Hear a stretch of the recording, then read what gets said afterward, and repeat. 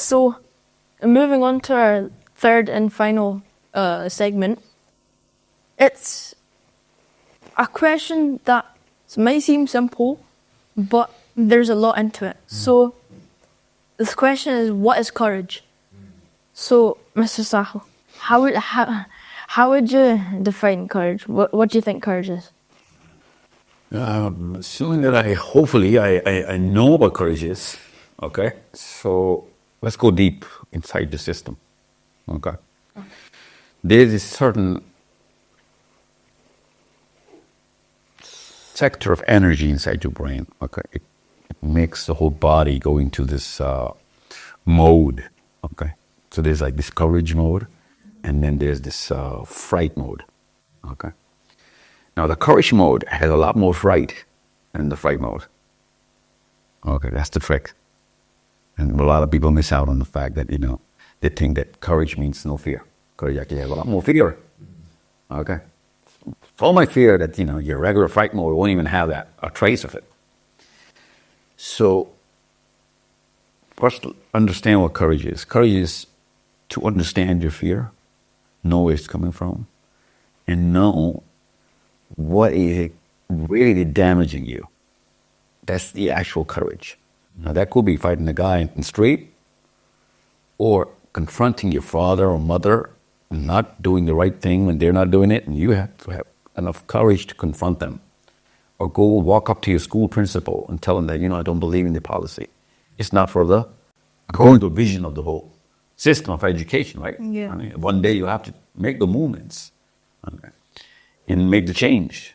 So both of them come from the same part of the body. Actually, there's an organ for it. Okay.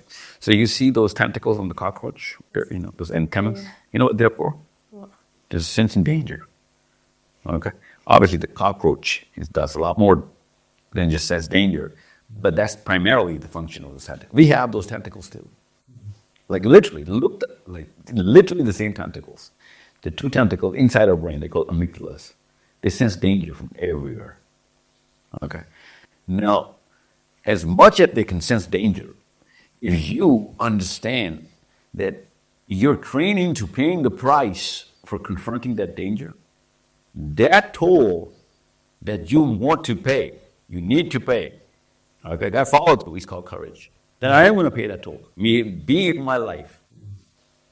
If it comes down to that, be it my life. Because if I don't do it, the price that you'll have to pay for living with that luggage that you're gonna wake up every night thinking that if I had done the right thing, you feel so less of a man and a human being of not doing the right thing. That luggage is way more. Okay, that cancer is way more of it's going to take a lot more toll. It's going to ruin not just your life, but your dependents, your friends and your family, because you're going to crack your mind. It's going to break your personality, and you're going to lose your confidence in life and become, a follower of any and every system. You're not going to be able to stand tall in front of your own self, and whoever cannot stand tall in front of the mirror, he ruins everybody's esteem, especially his kids. So, in any given chance.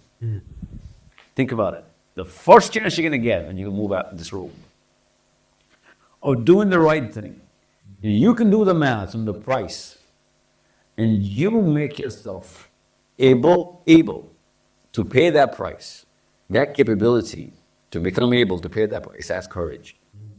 And trust you me, a lot of times it's going to ask as your literal life as the price.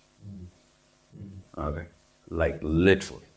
So if you're willing to pay that price, most of the times, that's not going to be the price. You're going to do a lot better than most of the human beings because, they don't train themselves to pay that price. Mm-hmm. So be it saving somebody's life or somebody's reputation, somebody's, property, or, holding up the law somewhere, stopping somebody from breaking the law. All of that requires that math that you do. What's the price I'm willing to pay? And the more price you're willing to pay, the courageous you are, the more courageous you are. So it's, by the end of the day, whoever has done the math better and has prepared himself to pay the ultimate price is the guy who's going to be the most courageous. And everyone's going to actually get under him. It is such an attractive trait in human beings that we all, think about it, 14-year-old man you are, everyone needs, God put this demand of courage inside everybody. So as human beings, we all need the guy at the top to be the most courageous. Actually, most of the time you find out that most of the people who are not on the top are only in the bottom or under the guy because of the fact that they don't have enough courage. He followed through on his morals, on his decisions. They couldn't. And we all need our leaders to be able to pay the price given any chance they're ever going to get. If they are going to stop or hesitate for even a second, we strip them of their leadership. That is such a crystal clear, litmus test of a human being, whether he's developed or not as a leader. And you need to be a leader as a father, as a husband, as a teacher, as a man walking on the street. You need to be in a position to put your life on the stake for any and every human being in any and every situation where where anything's going to be at stake. You're the first man on the ball. First man. Okay? Yeah. So there are going to be a lot of people who will be thinking about, okay, and they've done the maths, but they'll hesitate for a second there. But the one guy is going to be the first drop of the rain.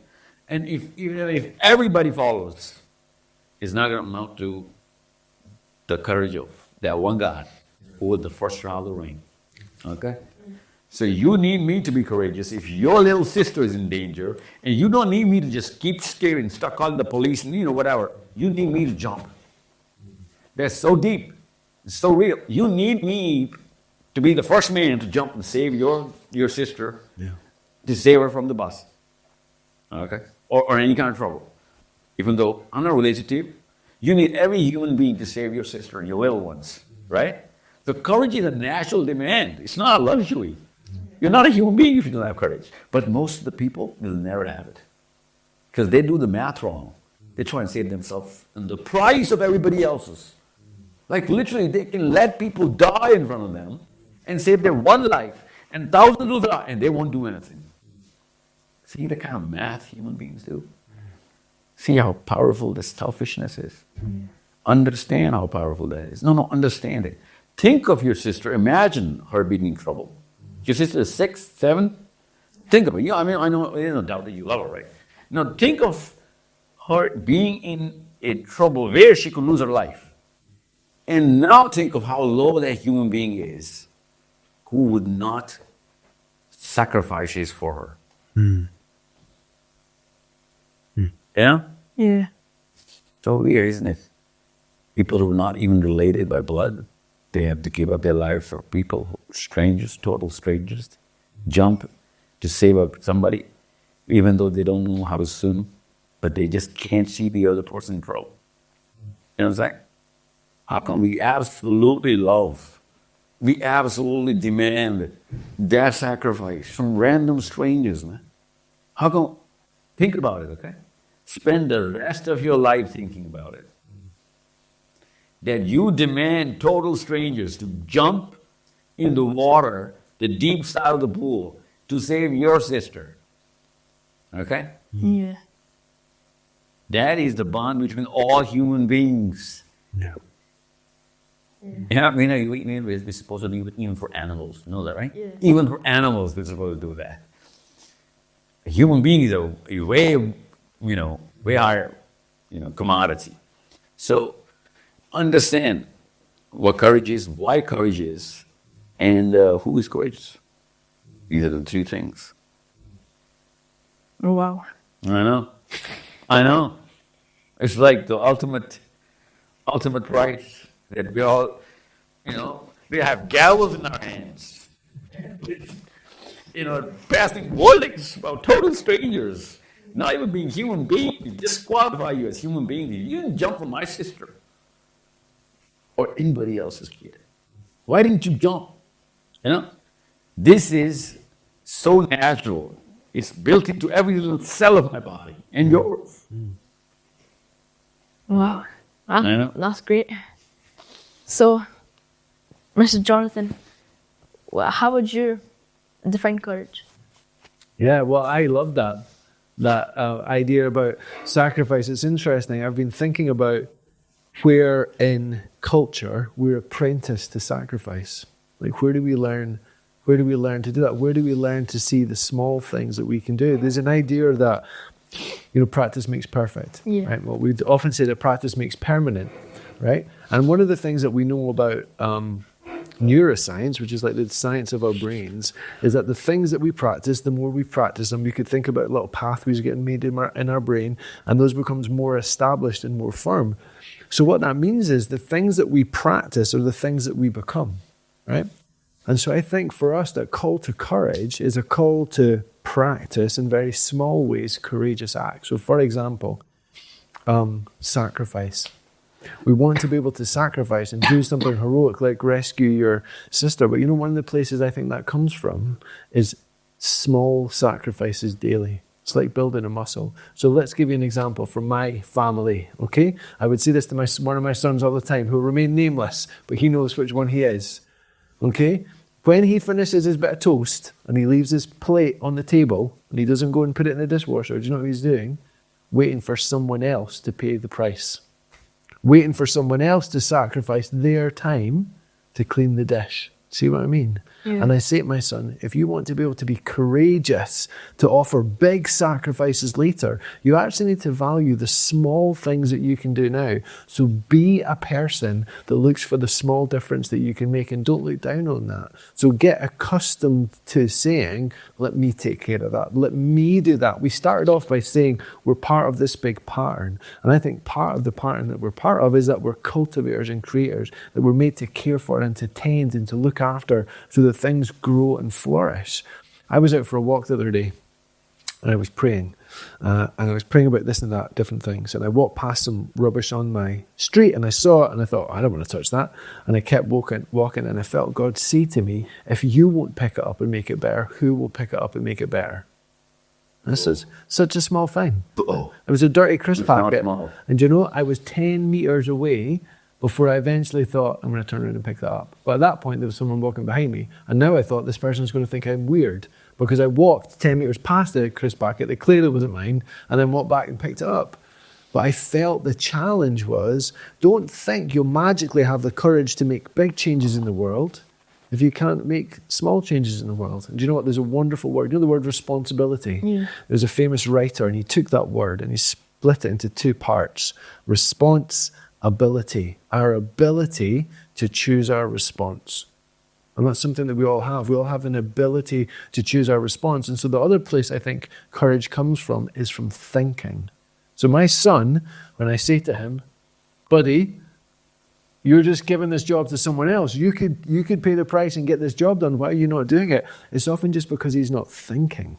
Mm-hmm. And actually, part of what we need to do to cultivate courage is we need to have habits in our lives where we think about the kind of people that we want to be. So there's some interesting studies about people live up to their values when they remember them. So you've got to think, why in different faith traditions do we have things that we wear or look at or do every day? It's like reminding of ourselves, who is it I want to be again? What is it I want to stand for? One of the best things that my wife does in my life is that she reminds me of who I want to be. Because actually she's very good at being the same person. So we're talking about courage. There's another important word we can talk about, and it's integrity, right? And integrity comes from, in high school maths, we've got whole numbers. They're called integers. And then we've got fractional numbers. And we've got decimal numbers. And those are numbers that have been broken into parts. So you've got a number that's a whole thing, or you've got something that's broken into parts. And integrity comes from that. It's when it's a whole thing. So it's when you as a person are one thing in your life. So whether you're by yourself and you see a bit of rubbish and you think, I'm going to pick that up, or when you're with other people and you maybe feel like you do the right thing, you pay the cost. And I think that's like training. where you learn to be courageous, where you develop the muscles to be courageous. I heard someone speak and they said, you've got to think about what is it that you've practiced so much that you're ready to do it automatically. And I used to say to some of my primary 5 girls, I have to say, they would all start falling out with each other in primary 5, primary 6. And I would tell them about practice, how if you practice your Spanish, you would get good at Spanish. And if you practice your piano, you would get good at piano. And I'd say, if you practice saying horrible things to each other in the playground and giving each other horrible looks, the things that you're going to get good at is saying horrible things and giving horrible looks, right? So we need to think about what we're practicing. So I think part of courage is being prepared to do the small things, because the small things get you ready to do the big things. I think it's about remembering and having things in your life. So it's not just like social media and TikTok, whatever you're looking at, but you're looking at these things that remind you this call to be the kind of person that you want to be. And it's about this responsibility. It's remembering that you have the ability to choose your response. And I think when you bundle those 3 things together, it creates like a practice that helps you grow in courage, like a muscle. That's great. Nice. So that was our last segment. So that was a very profound conversation. So You know what he just said? It's a mandatory thing in Islam, right? yeah, You're walking down the street. you have to. The Prophet said the pathway has rights upon you to clean it. Yeah, Right? It's like if you're not doing it, you'll be punished for letting go of the responsibility and making somebody else pick your slack. Because there are no coincidences in Islam. If you saw something you were given an opportunity to rise yourself up in character, right? This is an opportunity. It's not any random haphazard event that just happened. So cleaning Scotland from wherever you go, that's a job of a Muslim. Okay? You need to understand the one symbol of the Prophet ﷺ that everybody knew him for, that wherever he passed, the place got cleaner. Wow. The place got better. That's like, it's not some ihsan you're doing. It's not a favor you're doing to anybody. It's part and parcel of why you're sent on this planet. Okay?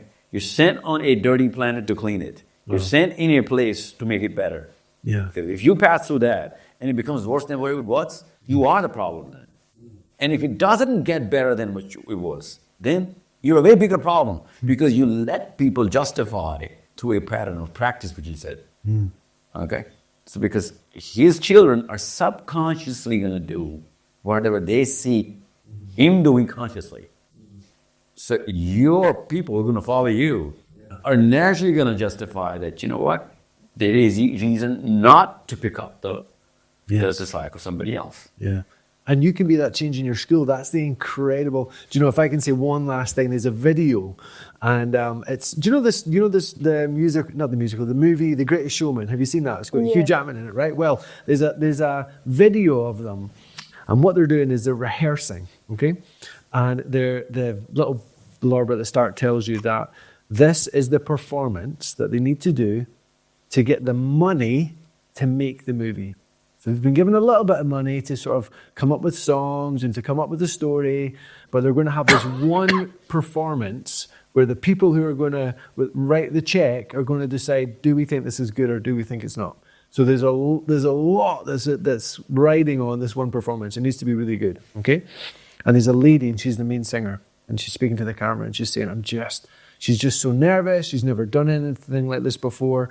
And she keeps getting this invitation, come out from behind your music stand and just really sing, just really go into it, okay? Now, I watched this a couple of times, probably every month, and it would stir me, and I would always think, why does it stir me so much? And eventually I realized, okay, because what happens is she starts singing, she's very nervous, very nervous.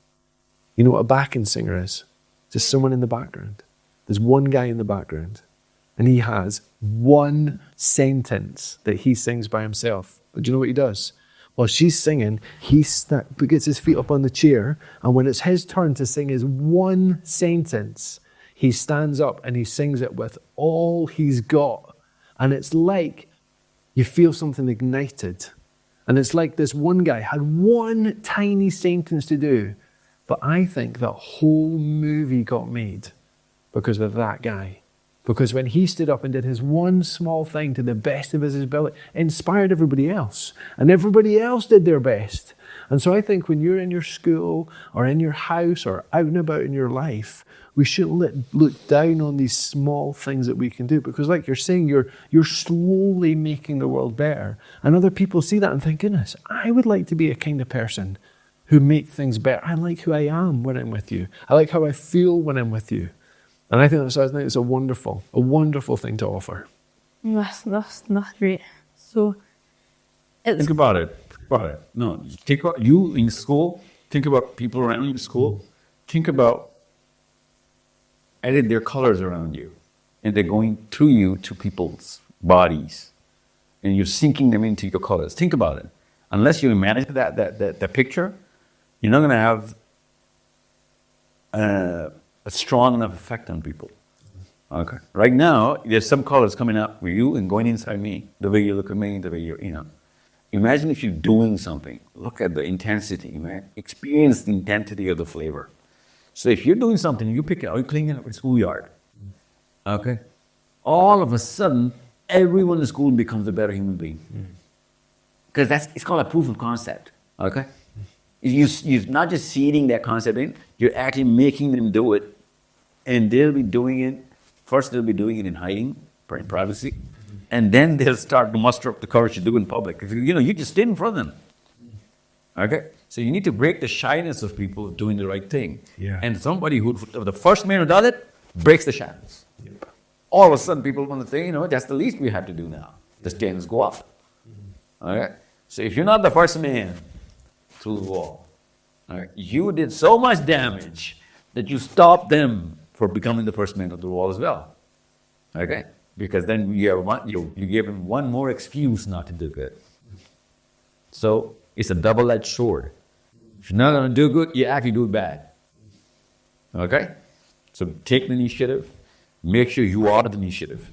Make sure you are the first drafter. Make sure you're the first draw the rein.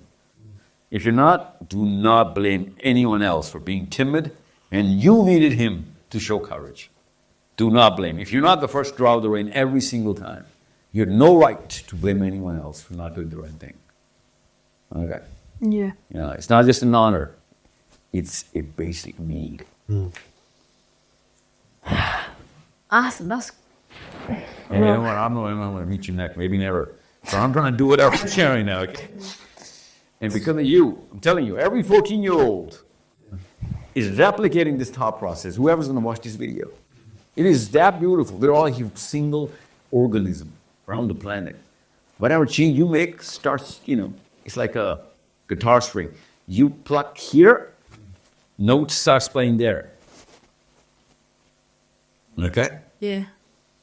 So, I want to thank both of you for joining us today and giving us sensational answers to these questions.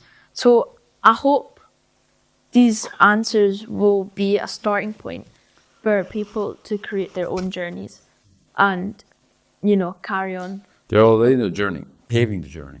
Yeah. Paving, grounding themselves stronger. Okay? Making sure they understand that whatever they do in Scotland, I feel the effect directly that very day in Pakistan. No, literally. That's how it works. Yeah. Okay?